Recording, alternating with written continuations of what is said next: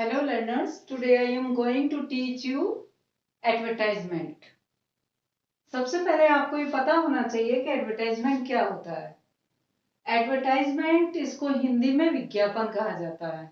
जैसे आपने देखा होगा टीवी वगैरह जब चलता है तो बीच बीच में बहुत सारे एडवर्टाइजमेंट आते हैं, बहुत सारे विज्ञापन आते हैं। कभी निरमा का आ रहा है तो घड़ी डिटर्जेंट का आ रहा है या किसी चॉकलेट का होते हैं। तो ये इंग्लिश में इसको एडवर्टाइजमेंट कहते हैं और हिंदी में इसको विज्ञापन कहते हैं। ठीक है, तो अब ये होता क्या है एक्चुअल, इसको हम क्यों बनाते हैं, एडवर्टाइजमेंट क्यों आते हैं। तो सबसे पहले हमें मालूम होना चाहिए कि what is advertisement. What is advertisement, आप देखिए इसकी डेफिनेशन, या इसको हम एक इंग्लिश में या हिंदी वाली भाषा में हम इसको एडवर्टाइजमेंट या विज्ञापन क्यों कहते हैं। An advertisement is a public announcement made through a popular medium like newspaper, magazine, television और रेडियो।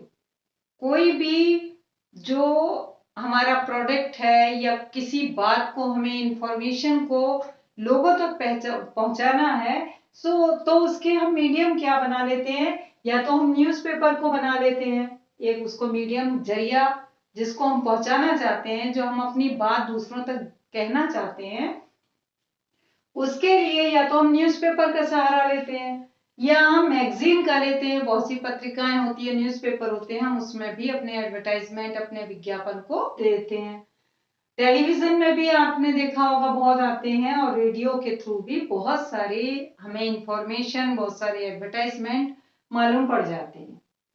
तो एडवर्टाइजमेंट क्या होता है या विज्ञापन क्या होता है, ये आपको समझ में आ गया होगा कि एडवर्टाइजमेंट या विज्ञापन वो चीज होती है, वो इंफॉर्मेशन होती है, वो प्रोडक्ट होता है जिसको हम दूसरे लोगों तक पब्लिकली अनाउंसमेंट करने के लिए हम जरिया बनाते हैं, न्यूज़पेपर को, मैगजीन को, टेलीविजन को या रेडियो को, और उसके थ्रू हम अपने प्रोडक्ट को, अपनी इंफॉर्मेशन को एक थोड़े समय में लोगों तक पहुंचा देते हैं।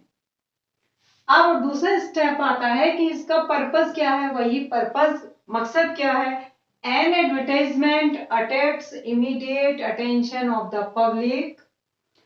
वो जो मैंने अभी आपको बताया वही बात यहाँ पर आ गई। इसका मकसद या इसका उद्देश्य या इसका एम या इसका पर्पस क्या होता है। इसका पर्पस होता है कि एडवर्टाइजमेंट के द्वारा हम बहुत जल्दी लोगों का, पब्लिक का अटेंशन, लोगों का ध्यान अपनी ओर आकर्षित कर लेते हैं। आप पिक्चर चल रही है या कोई सीरियल आ रहा है, उसमें बीच में अगर चॉकलेट का या किसी का भी एडवर्टाइजमेंट आता है तो उस समय के लिए आप उसको देखते ही देखते हैं, और हमारे दिमाग में, हमारे जहन में वो चीज समझ में आ जाती है कि अच्छा एक ये भी चीज है जो ये बीच में आ गई। तो इसको, विज्ञापन को या एडवर्टाइजमेंट को चलाने का एक मकसद क्या है, या इसको विज्ञापन बनाने का एक पर्पस क्या है। तो immediate attention of the public, लोगों का अटेंशन बहुत शीघ्र, बहुत जल्दी से पाने के लिए विज्ञापन को बनाया जाता है।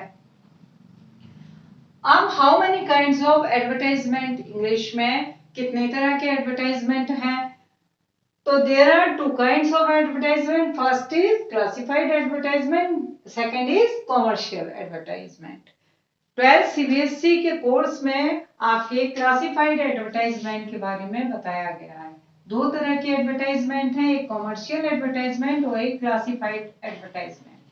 ठीक है, देयर आर अबाउट 10 और 12 advertisement in your course, in your syllabus.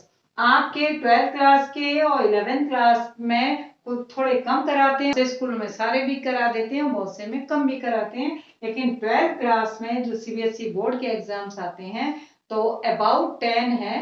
उसमें बहुत से अभी स्किप भी कर दिए थे और बहुत से अभी और उसमें ऐड भी कर दिए गए। अब मेन पॉइंट्स, अगर हम कोई एडवर्टाइजमेंट बनाते हैं तो उसमें हमें इंग्लिश के एडवर्टाइजमेंट बनाने में किन किन चीजों का ध्यान रखना चाहिए जो हमारे एटलीस्ट उसमें एडवर्टाइजमेंट में होने ही चाहिए। अगर वो नहीं होंगे तो आपका एडवर्टाइजमेंट एक अच्छा एडवर्टाइजमेंट, अच्छा विज्ञापन नहीं कहलाएगा।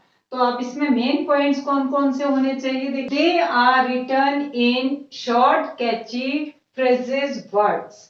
आपका जो एडवर्टाइजमेंट बना रहे हैं उसमें एक तो छोटे वर्ड्स होने चाहिए, फ्रेजेस होने चाहिए, या फिर छोटे वर्ड्स होने चाहिए। ठीक है, वो मैं अभी आपको बता दूंगी। नेक्स्ट है आपका second, language used is simple, factual and formal. Language जो है बहुत ज्यादा टिपिकल, बहुत हार्ड वर्ड का यूज नहीं करना चाहिए, बहुत ही नॉर्मल और बहुत सिंपल लैंग्वेज का और फॉर्मल लैंग्वेज का यूज करना चाहिए। थर्ड आपका आता है, all relevant information is provided. जो भी आप जिस चीज का एडवर्टाइजमेंट बना रहे हैं उसकी एक जानकारी पूरी होनी चाहिए। आपने किसी का एडवर्टाइजमेंट बनाया है और आधी अधूरी जानकारी दी है, इनकम्प्लीट इंफॉर्मेशन है, तो वो भी सक्सेसफुल आपका नहीं होगा। नेक्स्ट है, contact name and address is given. अगर आप एडवर्टाइजमेंट दे रहे हैं तो आप जिस प्रोडक्ट का, जिस इंफॉर्मेशन का एडवर्टाइजमेंट दे रहे हैं तो उसके कॉन्टेक्ट नेम भी होना चाहिए, एड्रेस भी होना चाहिए। अगर मान लीजिए कोई जो रीडर है या कैचर है जो आपसे बात करना चाहता है, जो आपके प्रोडक्ट को लेना चाहता है या आपकी इंफॉर्मेशन की वो डिटेल जानना चाहता है, तो आपसे वो कहाँ मिले? तो इसलिए आपको कॉन्टेक्ट नंबर भी होना चाहिए, कॉन्टेक्ट नेम, और अगर एड्रेस भी आप दे सकते हैं तो वो भी दीजिए। लास्ट है, they are written in a box to attract attention. ये आपको बॉक्स बना करके ही देना चाहिए। उससे क्या होता है कि आपका एक तो अटेंशन हो जाता है, किसी का भी ध्यान आप अपनी ओर खींचने में होते हैं। दूसरा आपका न्यूज़पेपर के थ्रू जो होता है उसमें भी। अब ये एडवर्टाइजमेंट क्या होता है, एडवर्टाइजमेंट का पर्पस क्या है, टाइप्स क्या है, मेन पॉइंट्स क्या है। अब मैं, they are written in the short catchy phrases words, इसमें अगर मान लीजिए कि आपके स्कूल में एक इंग्लिश टीचर की वैकेंसी है, your school need an English teacher for class 11th and 12th, it means आपको एक इंग्लिश पीजीटी चाहिए। Make a advertisement to be published in your local newspaper और समथिंग, टाइम्स ऑफ इंडिया या किसी भी कोई न्यूज़पेपर में आपको निकालवाने के लिए एक एडवर्टाइजमेंट तैयार करना है। तो उसमें क्या होगा वो मैं एडवर्टाइजमेंट आपको बनाना भी बता दूंगी, लेकिन उसमें आपको एटलीस्ट क्या क्या चीजें होनी चाहिए। आपका एडवर्टाइजमेंट जो आपका फॉर्मेट है वो फॉर्मेट के अकॉर्डिंग आपको 3 साइड बॉक्स फर्स्ट बनाना है। ऊपर आपको सिचुएशन वैकेंट का एडवर्टाइजमेंट बनाना है। अभी वो मैं स्टेप बाय स्टेप आपको अगली वीडियो में बताऊंगी, लेकिन उसमें क्या क्या, अगर एक इंग्लिश टीचर का बना रहे हैं तो उसमें क्या क्या मेन पॉइंट होने चाहिए। आपको इंग्लिश टीचर की क्वालिफिकेशन लिखनी चाहिए, उसकी सैलरी लिखनी चाहिए, उसकी एज लिखनी चाहिए, उसके एक्सपीरियंस लिखना चाहिए अगर है, किस कॉलेज में पढ़ा रहा है, कितने दिन का एक्सपीरियंस है, उसकी क्या क्वालिफिकेशन है, उसका कितना, उसको कितनी सैलरी डिमांड आप दे सकते हैं, या आप वो सिचुएशन वांटेड बना रहे हैं तो वो कितनी सैलरी डिपेंड कर रहा है मांगने के लिए। इन सारी बातों की जानकारी जब तक नहीं होगी तब तक आपका एडवर्टाइज नहीं होगा। साथ में एडवर्टाइजमेंट लास्ट में आपको कहाँ देना है कि आप कहीं पर भी जब वैकेंसी निकाल रहे हैं तो वो वैकेंसी किस स्कूल की है, किस स्कूल के थ्रू या किस स्कूल के टीचर से, प्रिंसिपल से या ऑफिस में किससे वो कांटेक्ट करे।